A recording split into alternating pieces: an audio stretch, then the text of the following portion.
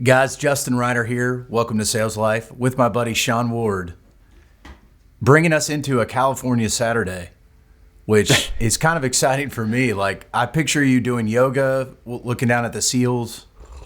It's very much like that, yeah. Getting an acai bowl before your first session of surfing. Yeah.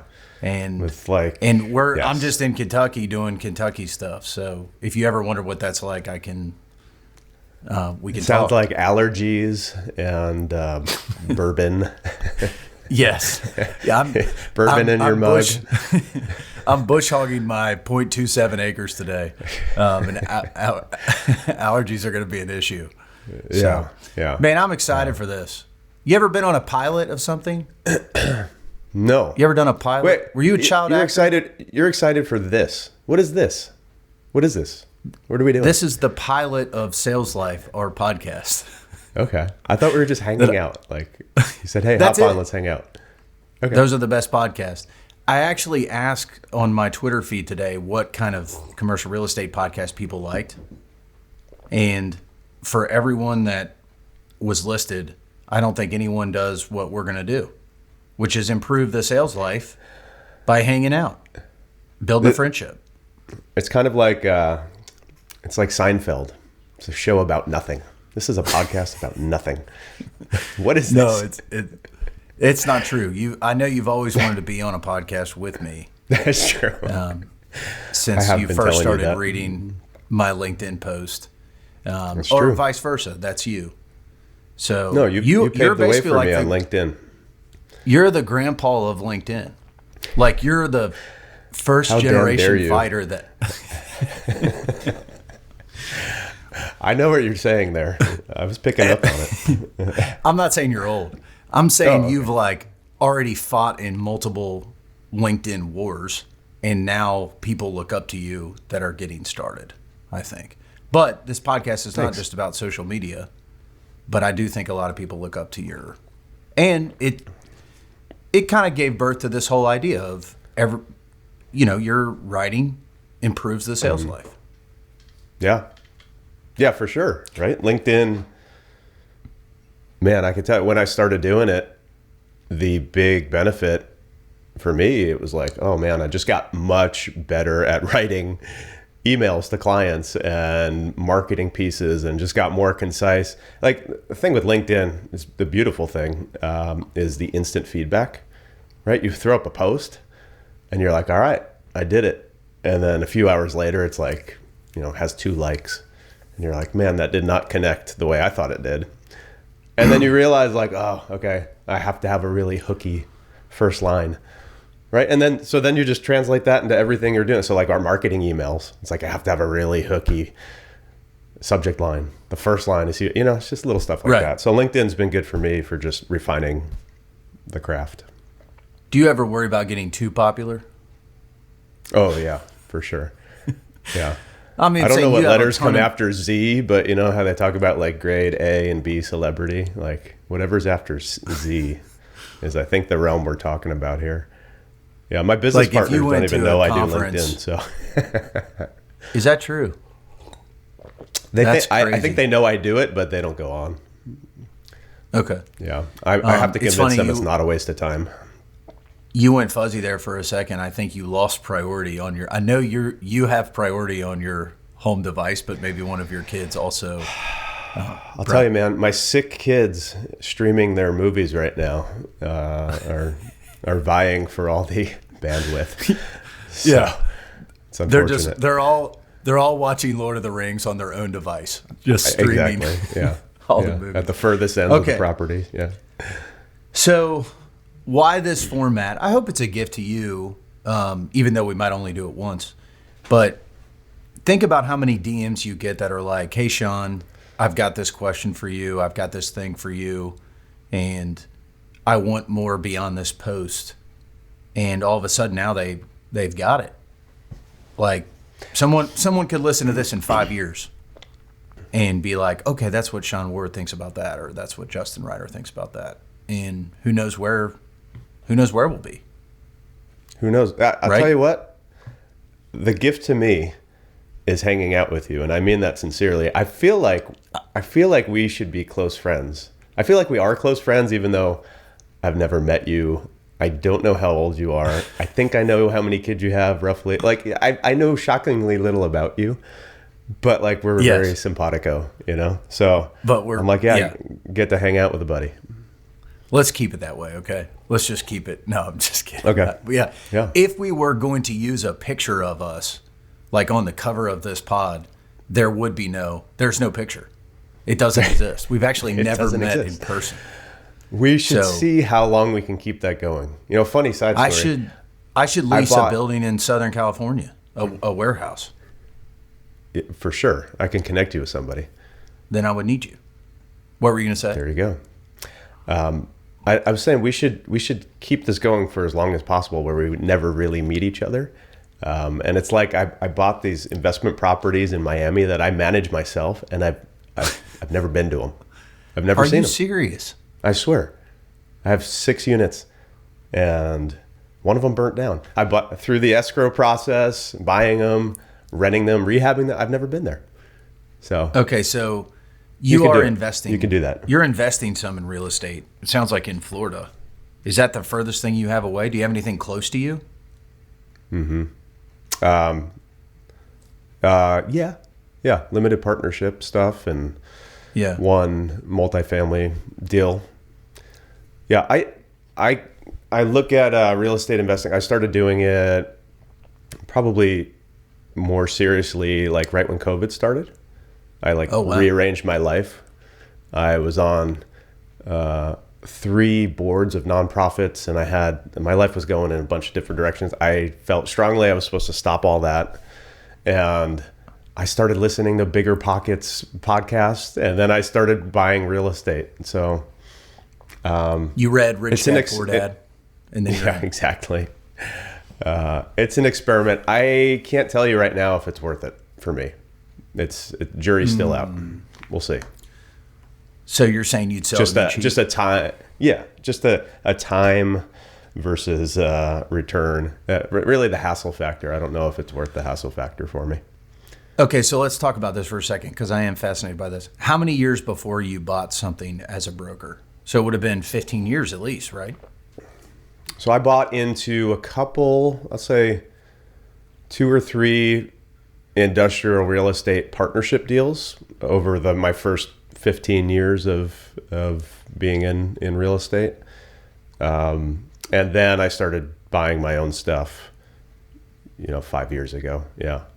Okay. It's just it's a time suck. And so you're thinking like, okay, for the X number of hours a week I'm spending doing this, if I just did more cold calling, I'd probably make more money.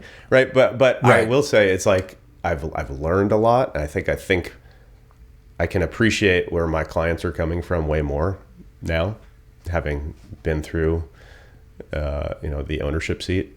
So that's been valuable, but we'll see. We'll see where it goes. I don't have grand plans of like building something huge. So we'll see. Does the risk bother you? Like, are you pretty risk adverse, or are you kind of like, no, I'll sign up for a loan, and you are? I'm risk adverse. Yeah. Gotcha. I have loans. I have a lot of loans, but not a lot. Yeah. I have. That's fine. Besides my personal residence, I think I have, 3 or 4. Yeah. So I was thinking about this the other day, and it's funny you started with ownership, but I just signed up for, my buddy Blaine Strickland, who was I've written about him before. He was my CCIM 101 professor, and I tell people he's the one who opened the door for me to fall in love with commercial real estate because he just made it so accessible, such a good teacher. I've been doing this 6 years. I took CCIM 101 within 6 months just because I was so hungry to learn, and I absolutely loved it. You leave, you think every building is a little business. It's perfect or whatever. So his whole progression that like the books he's writing, and I think his 3rd book is technically a course, but he starts with thrive as a broker, adapt to crazy stuff around you, Amazon effect, COVID, that sort of thing. So his 2nd book is adapt. His 3rd is evolve, and you basically kind of evolve from a broker to an owner. And a lot of people in my world are brokering to own. That's not me. per se. I actually love it. Like, I just love the straight up job. But it is nice to own. I'm picking up equity chunks. What do you have? What are you doing? Are you limited partner I'm investing? Yes, limited partner investing in 3 different warehouses up to this point. They've been a dream. Our industrial it's like child's play for you. I know if I told you about I just sold a 38,000 square foot building that we're leasing for $675 a foot triple net. And it's just like, it's owner occupant stuff. Our central Kentucky market is very constrained. We're not building a ton of it, so it's like 2% vacancy. It's a wonderful thing to invest in. I'd buy as much I-1 here as I possibly could. And then I got invited into a little tech, like a travel tech company deal that was great. Mostly the people that were in it I was blown away with and thought, like, I've got to do this. And then I'm looking at an apartment deal in Texas that basically a syndicator or real estate company is buying, but they're basically buying it for like debt cost. Like it's a distressed asset. Yeah. And so it's kind of went through that Midwest thing that we keep hearing about and is not doing well. And so it's being bought at a discount and will be improved. And I really like it. I mean, the numbers are very solid. Dude, I kind of shocking to me that you're only 6 years into your real estate career. Like, that seems strange to me. It really does. Yeah, I came from well, here we can get to know each other a little bit because I'm going to ask you the same thing. But 30 seconds on my story. I came from nonprofit leadership background. Was on Young Life staff for a while. Okay. Young Life. Yeah, always did media stuff, leadership stuff, speaking stuff. So very comfortable with that. Wanted to do it from day one and, whatever I've done, but didn't know real estate well enough. So put my head down for 2 straight years and just cranked out deals. Now, timing-wise, when you think about starting in late 18, I was very fortunate. I got a chance to do a lot of reps really early. But it, I wouldn't say second career, but I'm in my 30s, late 30s. And, so I was 7 or 8 years on Young Life staff and then came in. And what attracted me to the business was the lifestyle of my best friend and managing broker, whose name is Matt Stone. Matt owns the SVN franchise in Lexington. And to say he does this job with like a healthy sales life is an understatement. Like, you would absolutely love him. And so he invited me into it. And I was like, if I could sort of live the way he does, that would be a very welcome treat. That's kind of what I wish for everybody that might listen to this, or read it, or however they would consume it. And basically what I saw in his life was freedom. Like, he does a lot of deals and serves clients really well and is huge market share in central Kentucky. Not strapped to his desk, not a cold calling machine. Like, his main attitude is, I am free and available to serve people, help their businesses, help their families. And I was like, wow. Now, I have not been, I have probably been more strapped to my desk. Yeah. Maybe trying to prove something or trying to do, yeah. But I saw in him a very healthy sales life. So. And he was your best friend before you got into the business? Yeah. Yeah, he was a mentor when I was in college here at UK. He was a mentor of mine and through Young Life, and so I got to know him and we stayed in touch. And the timing was perfect. I loved nonprofit leadership. Didn't love the fundraising, to be honest. Probably a story for another day, but I just always had an entrepreneur itch. So that's what I've been able to scratch over this last 6 years. So absolutely tickled. I mean, honestly, could not be more satisfied and thrilled to be where I am, talking to people like you, learning a ton, and I just hit it like 150 deals. Wow. So it's like a deal every 12, 13 days since I started on average. It's crazy. It's amazing, dude. But some of those have been very small. Yeah, some of those have been extremely small. and a few have been big enough. So Let's see. I'm working on a 12-month deal right now with a $15,000 a month rent. So, hey, man, small deals are just still part of the deal. It's but you're killing it. I mean, it. I love seeing it. Like I think the biggest improvement I'm taking from you as of late is the team. Like, I feel like you could do a whole podcast on a brokerage team functioning like a well-oiled machine. Obviously not everything's perfect, but yeah, I've really enjoyed those posts as of late where, you feel like, okay, I'm functioning within this office family sort of thing, and everybody's got their roles and it's working. Yeah. I mean, I'm interested in what you're saying about like the freedom piece, your buddy. Yeah. I mean, like that, the freedom, like, I'll just be honest, like, I'm not there yet.